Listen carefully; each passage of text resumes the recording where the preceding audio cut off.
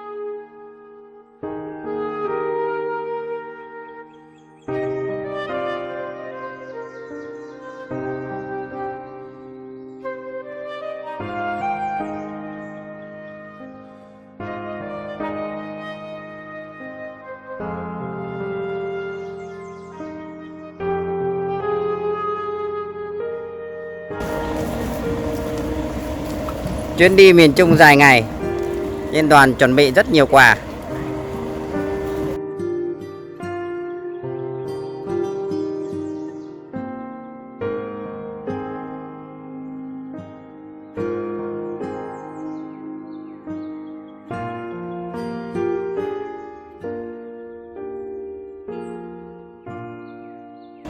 Đoàn thanh niên của xã hỗ trợ chuyển quà lên xe.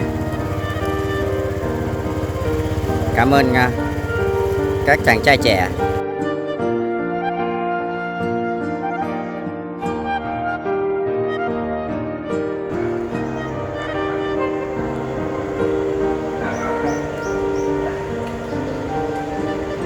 Bây giờ là 6 giờ 30 sáng. Xe bắt đầu chuyển bánh khởi hành. Miền Trung thẳng tiến.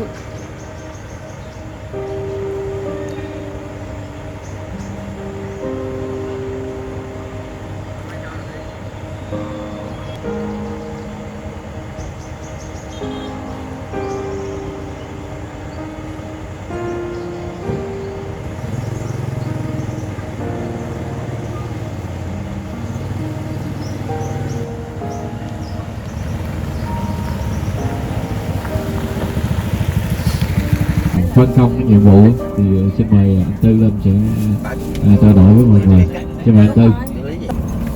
Qua thì anh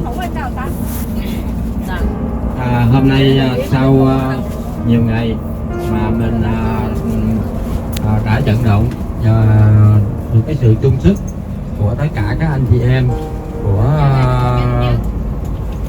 quý mạnh thường quân cũng như các nhà hảo tâm không có mặt trên chuyến xe hôm nay thì lãnh đạo huyện Long Thành cũng đã có mặt trên chuyến xe chúng ta hôm nay. Các chị đã hỗ trợ phần cuối để chúng ta có được cái số quà 800 phần quà hôm nay trên hiện có trên chiếc xe này 840 là hả? 840 840 chị đẹp ơi. Như vậy thì nãy giờ nhích đầu tiên phần rồi đó. Tôi xin thay mặt cho những mình cũng là những cái tấm lòng, mình cũng là những cái người mình đem cái yêu thương này chia sẻ đến bà con vùng lũ thì xin đề nghị tất cả trên xe mình cho một tràng pháo tay cho anh em chung ạ. Kính thưa các anh chị, thì qua cái sự chung sức và đồng lòng của mình, mặc dù trong những ngày qua tôi chắc chắn rằng anh chị em chúng ta ai cũng cực hết, các chị các anh, thì tôi xin nói sơ chút xíu về phần các anh chị em của chi hội từ thiện. Thì đa số các anh chị em có mặt ở trên chiếc xe ngày hôm nay, đa phần mà chỉ trừ ra một vài anh là ở quá xa không có mặt thôi, thì còn lại là đã thức trắng đêm cả ngày cả đêm, và là tôi cùng với các anh đã luân chuyển tổng số quà về, hết số quà về rất là nhiều đó. Rồi là người thì của người thì công, chúng ta làm việc xuyên suốt cả tuần lễ, cho nên là hôm nay chúng ta mới có được cái số quà này để chia sẻ đến bà con. Thì tôi cũng không biết nói gì hơn, cái sự xúc động của mình nó kéo dài từ mấy đêm nay. Tôi khi mà tôi đi làm về rồi á, là tôi vẫn thấy các anh chị em miệt mài cái công việc.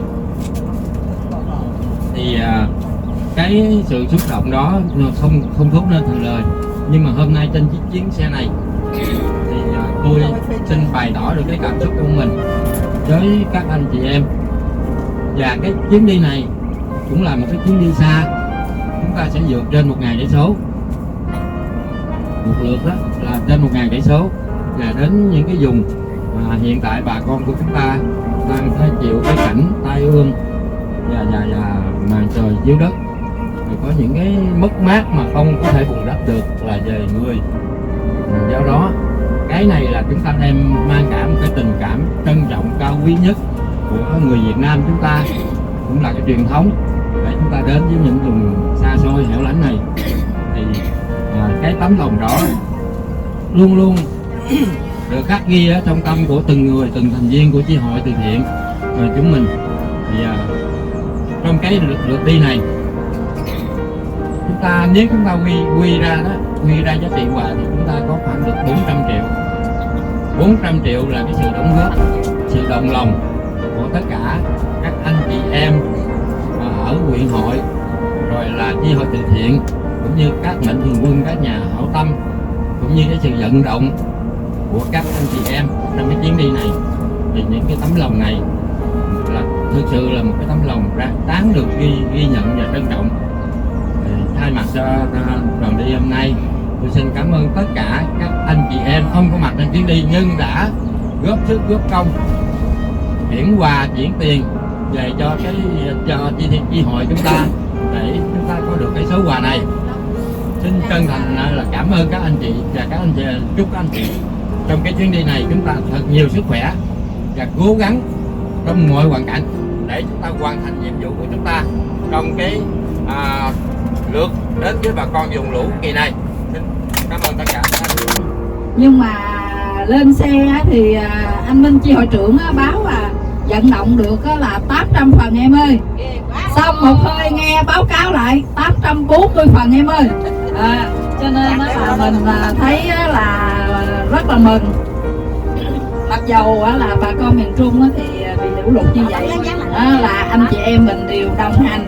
Nói chung là chúng ta rất là phấn đấu nỗ lực hết mình. Chi hội cũng cùng với huyện là tham gia cái tổ chức đêm văn nghệ, rồi cùng là đi vận động để có được là những cái 840 phần quà ngày hôm nay. Thì cái đó là một cái phần nỗ lực rất lớn của huyện, xã, các tình nguyện viên trong chi hội, và cũng bên cạnh đó cũng bên là đặc biệt nhất là quý mạnh thường quân đã đồng hành ủng hộ cùng với lại là hội của chúng ta để mà chúng ta có một cái chuyến đi hôm nay. Thì huyện cũng là mặc dầu phải nói các anh chị vất vả như thế nào thì huyện cũng như vậy, cũng là 3-4 tuần nay thức khuya dậy sớm chứ vì bà con thân yêu miền Trung của mình. Do đó thì phải nói cái nỗ lực rất lớn, cái quan tâm rất lớn, đặc biệt rất lớn đó là quý mạnh thường quân. Thì thay mặt cho là anh chị em hội chữ thập đỏ huyện Long Thành, huyện Long Thành là trong đó là bao gồm cả tình nguyện viên chi hội mình hết rồi đó nha. Và là bà con nhân dân miền Trung là tri ân ghi nhận những cái tấm lòng quý báu của quý mạnh thường quân đã đồng hành ủng hộ cho hội có những phần quà rất là cảm động. Không phải chúng ta vì miền Trung thân yêu nữa mà chúng ta còn có các tỉnh bạn, chúng ta còn chăm sóc cho các cái đối tượng những hoàn cảnh khó khăn trên địa bàn của huyện, của tỉnh bạn. Và bây giờ đó là vì miền Trung thương yêu của chúng ta. Thì một lần nữa thay mặt cho Hội Chữ Thập Đỏ huyện Long Thành, toàn thể hội viên anh chị em tình nguyện Chữ Thập Đỏ xin một lần nữa là ghi ân và cảm ơn quý mạnh thường quân đã đồng hành với hội, và sẽ mong rằng những lần tiếp theo nữa sẽ cùng là đồng hành với hội chúng tôi trên mọi bước nẻo đường. Đó là những gì mà hội chúng tôi muốn tri ân, muốn nhắn gửi, muốn chia sẻ tình cảm thân thương của tổ chức Hội Chữ Thập Đỏ gắn kết với quý mạnh thường quân. Một lần nữa xin trân trọng cảm ơn và cảm ơn rất nhiều quý mạnh thường quân đã đồng hành ủng hộ chúng tôi, và chúc cho anh em đoàn của chúng ta hoàn thành xuất sắc nhiệm vụ được giao. Khỏe. Xin chân thành cảm ơn ạ.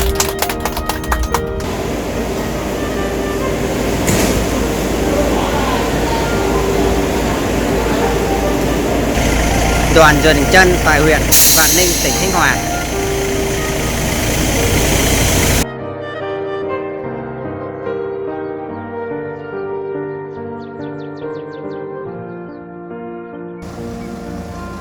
Đoàn dừng chân tại huyện Phú Lộc, tỉnh Thừa Thiên Huế.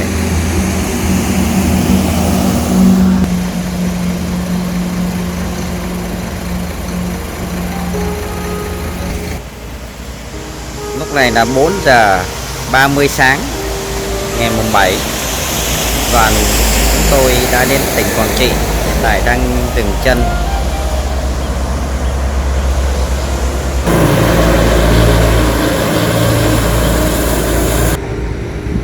Đoàn chúng tôi đã đến xã Hải Trường, huyện Hải Lăng, tỉnh Quảng Trị.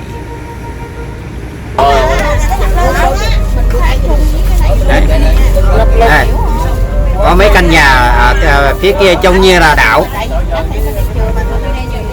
bị cô lập nước luôn, không ra được ngoài lộ.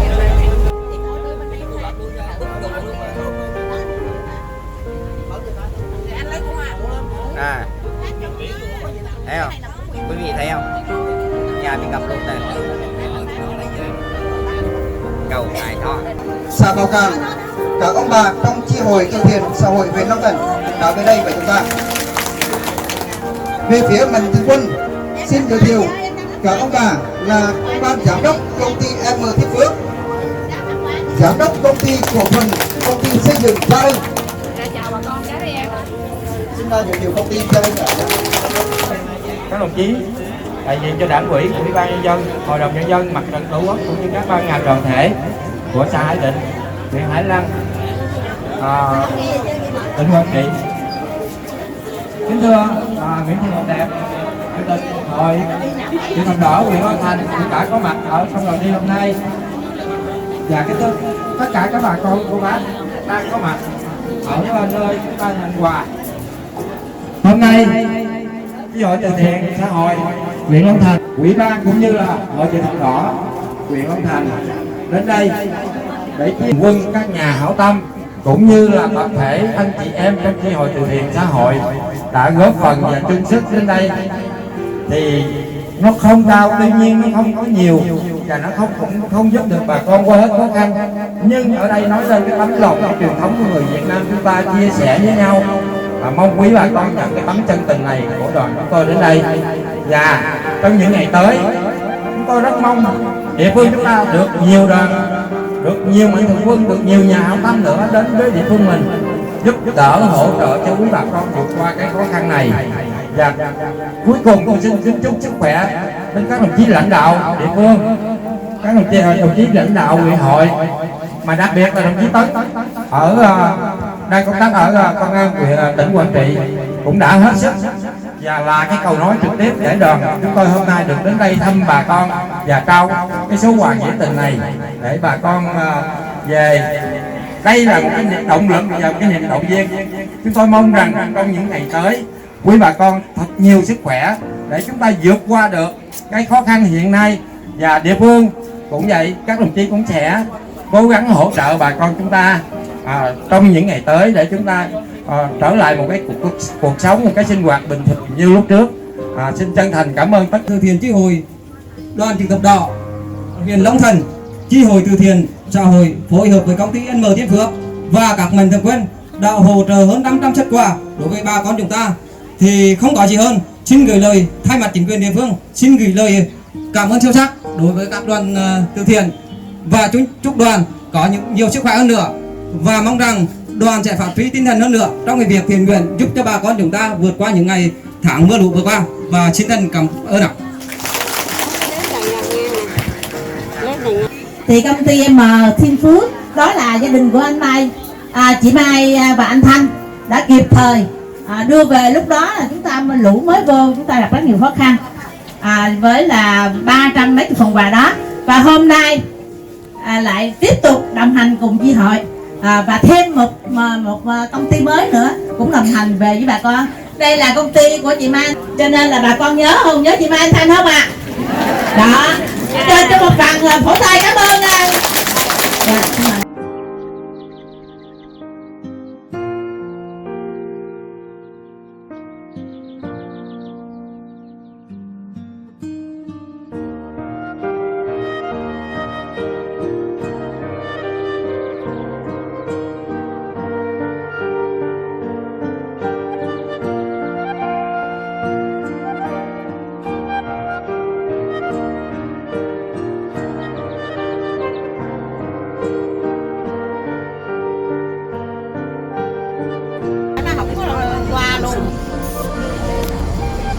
Hành trình ra Quảng Bình.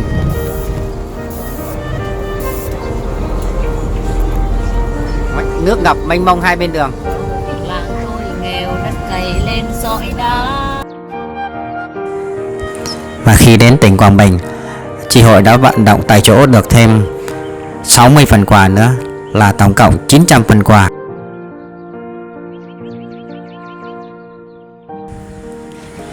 Rất cảm ơn các bạn gần xa, trong nước và ngoài nước đã ủng hộ chi hội để có những phần quà đến bà con vùng lũ rất còn nhiều khó khăn. Xin cảm ơn.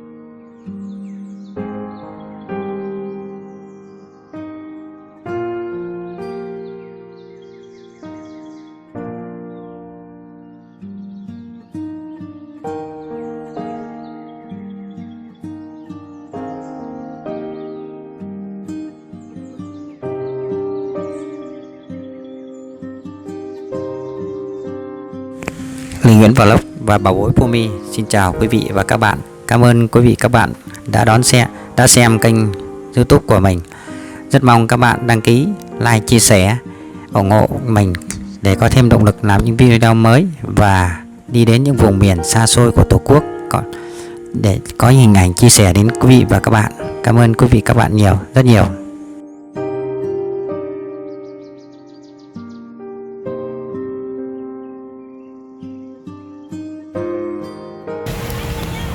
Sau khi vượt 1.200 cây số,